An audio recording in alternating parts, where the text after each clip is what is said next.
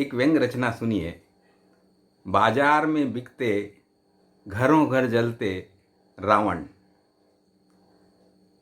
वे सुबह सुबह मेरे घर आए, थोड़ा परेशान लग रहे थे।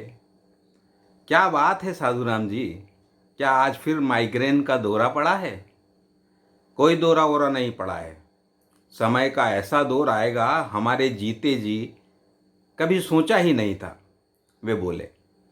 आखिर हुआ क्या? हमने पूछा तो उबल पड़े। कहने लगे, माना कि इस कलयुग में सब कुछ बिकता है, लेकिन इतना पतन हो जाएगा? यह तो अति हो गई कि रावण भी बिक रहे हैं बाजार में। सस्ते महंगे हर भाव में मिल रहे हैं। 1100 से लेकर 1.25 रुपयों तक के रावण उपलब्ध हैं। तो इसमें आश्चर्य की क्या बात है साधुराम जी? आदमी बिकते हैं इस समाज में, तो पुतलों के बिकने में कैसी परेशानी? आप भी खरीद लाइए और जला दीजिए अपने आंगन में दशहरे पर।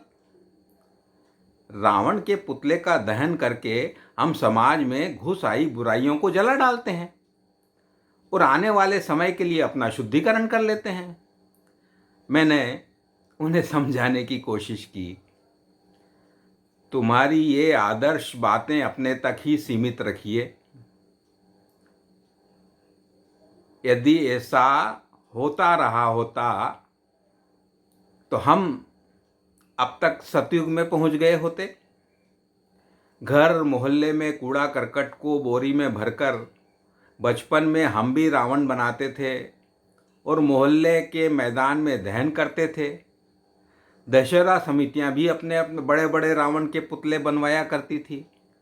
पर अब ये घरों घर रावण का पुतला जलाना, बाजार में पुतलों का बाजार सजना। रावण कोई ऐसी शख्सियत थी जिसको इतना भाव दिया जाए? इसे नैतिक नहीं कहा जा सकता। साधुराम जी अपनी रौ में बोले ही जा रहे थे। साधुराम जी, यह आपके जमाने वाला कलयुग नहीं है, यह बाजार युग है। इस युग में अच्छा बुरा सब माथे लगाने योग्य है। जहाँ से जैसे भी मुद्राओं का आगमन संभव हो, वो काम करना समय की रीत है। सच भी बिकता है और झूठ भी।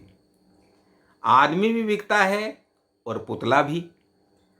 इसमें कोई नैतिक अनैतिक वाला प्रश्न ही खड़ा नहीं होता। आप अधिक बेचैन न होइए, बीपी बढ़ जाएगा आपका। मैंने कहा, लेकिन यह भी तो देखिए, एक पुतला 1100 का है, एक 5000 का, और कुछ तो 1.25 रुपयों तक में बिक रहे हैं। पुतला जब प्रतीकात्मक है तो वे एक जैसे भी तो हो सकते हैं। एक साइज, एक जैसी सामान्य कीमत के हर व्यक्ति खरीद सके। साधुराम जी ने अपने को थोड़ा सहज बनाने की कोशिश करते हुए कहा, साधुराम जी, मैं आपको समझाता हूँ, ठीक से समझाता हूँ। देखिए, आपने भी माना है कि रावण का पुतला तो बुराइयों का प्रतीक है, जिसे जलाकर हम अपनी बुराइयों पर विजय का संकल्प लेते हैं हर साल।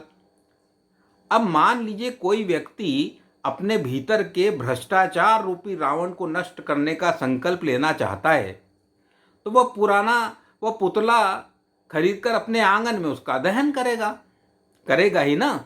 मैंने कहा, लेकिन इसके लिए 1.25 कीमत के पुतले की क्या आवश्यकता है?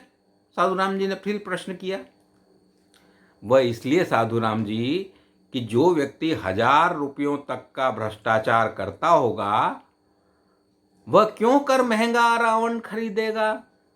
अपनी अपनी बुराइयों के साइज के हिसाब से ही तो रावण दहन करेगा ना। जितना बड़ा दोष उतना बड़ा रावण खरीदेगा। बड़ी कॉलोनी में ज़्यादा लोग रहते हैं तो बड़ा रावण, महंगा रावण जलाना पड़ेगा। मैंने समझाया। इस विश्लेषण को सुनते ही साधुराम जी पूरी तरह सामान्य हो गए। चिर परिचित अंदाज में ठहाका लगाकर बोले, क्या खूब कही आपने। अब समझ में आया कि राजधानियों में इतने बड़े बड़े रावण क्यों जलाए जाते हैं, है ना। बहुत बहुत धन्यवाद। आप सबको दशहरा पर्व की बहुत बहुत शुभकामनाएं।